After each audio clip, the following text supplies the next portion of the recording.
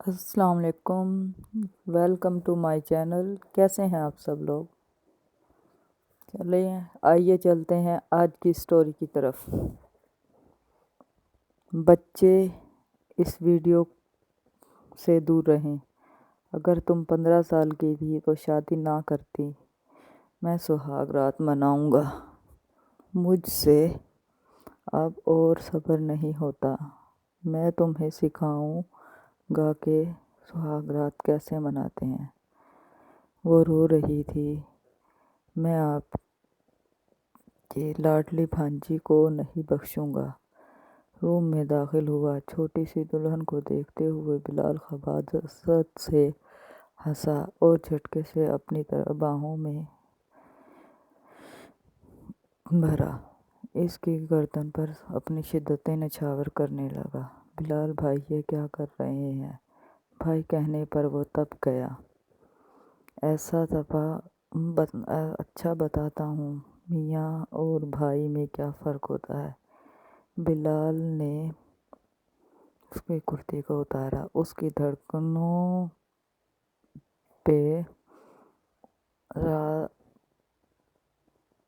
کی دھڑکنوں پہ رات کے 2 بجے بلال گھر میں داخل ہوا۔ اپنی نئی نویلی دلہن کو چھوڑ کر وہ اپنے دوستوں کے ساتھ چلا گیا تھا اور ابھی اس کے دوستوں نے اس کی جان چھوڑی تھی۔ وہ گھر آ گیا۔ اس وقت اس کا ارادہ اپنے کمرے میں جانے کا تھا، جہاں اس کی بیوی سجی سنوری اس کا انتظار کر رہی تھی۔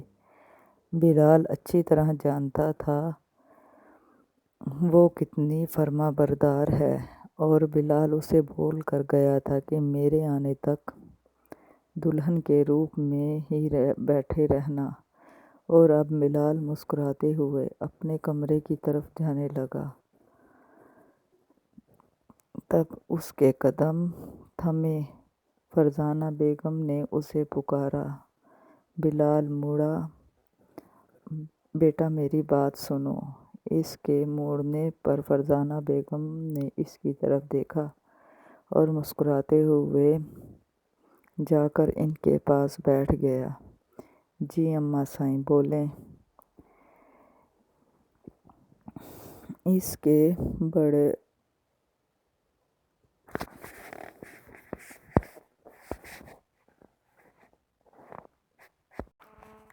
کے چہرے پر ایک نرم سی مسکراہٹ چھائی ہوئی تھی، اور یہ اس بات کی گواہی دے رہی تھی جیسے انہوں نے کوئی بہت ضروری بات کرنی ہو، جبکہ وہ اس وقت کمرے میں جانا چاہتا تھا۔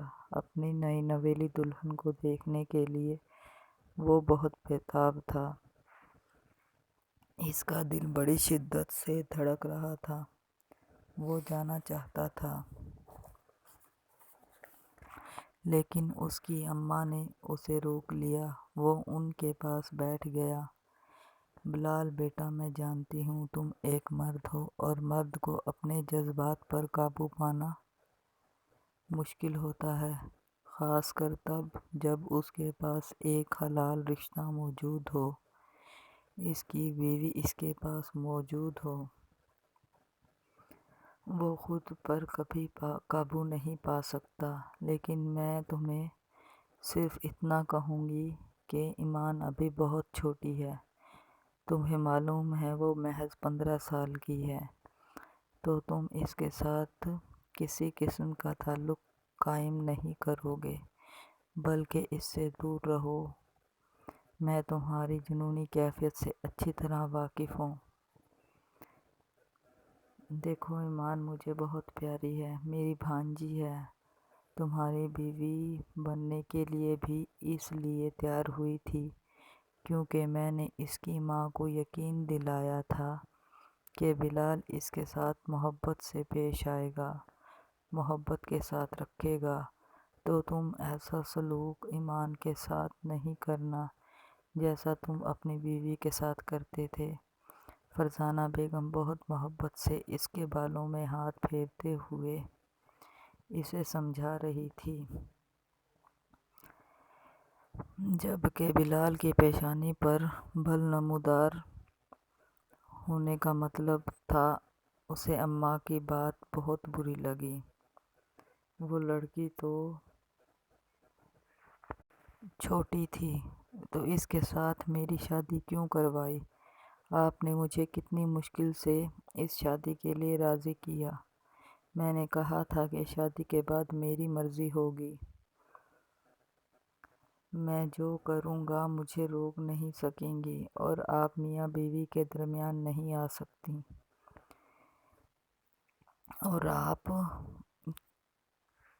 اور آپ یہ نہیں کہہ سکتی کہ مجھے اپنی بیوی سے دور رہنا چاہیے یا کیا کرنا چاہیے۔ ہم میاں بیوی کا معاملہ ہے۔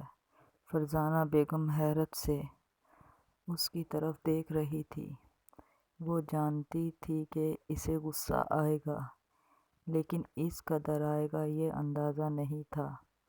دیکھو بیٹا، اتنا غصہ مت کرو، وہ بلال کو پکار رہی تھی کہ بلال وہاں سے اٹھ کر چلا گیا۔ اس کے چہرے پر دنیا جہان کی سنجیدگی چھائی ہوئی تھی۔ کمرے میں داخل ہوتے ہی زور سے دروازہ بند کیا۔ ایمان جو کہ دلہن کے روپ میں بیٹھی تھی اب تو بیٹھ بیٹھ کر اس کی کمر بھی اکڑ گئی تھی۔ بلال کو دیکھ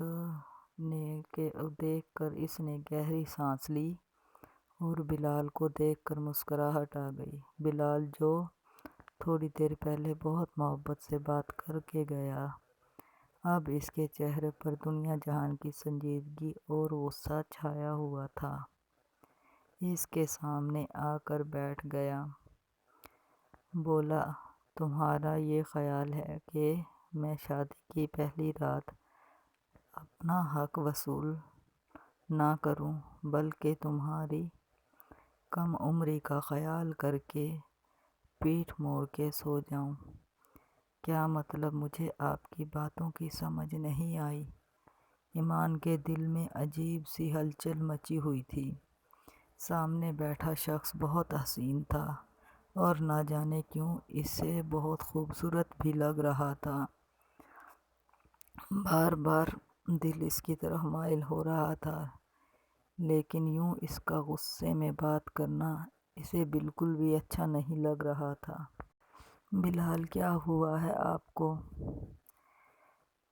وہ معصوم بچوں کی طرح سوال کر رہی تھی۔ دیکھو لڑکی، شادی کی رات کیا ہوتا ہے، کبھی اپنے حق سے پیچھے نہیں ہٹ سکتا۔ میں اپنا حق تم سے وصول کرنا چاہتا ہوں۔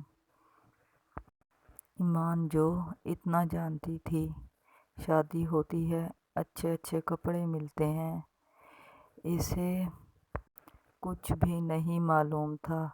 اب بلال کی باتیں اسے پریشان کر رہی تھی۔ اسے بالکل بھی اندازہ نہیں تھا۔ بلال، مجھے آپ کی باتوں کی سمجھ نہیں آئی۔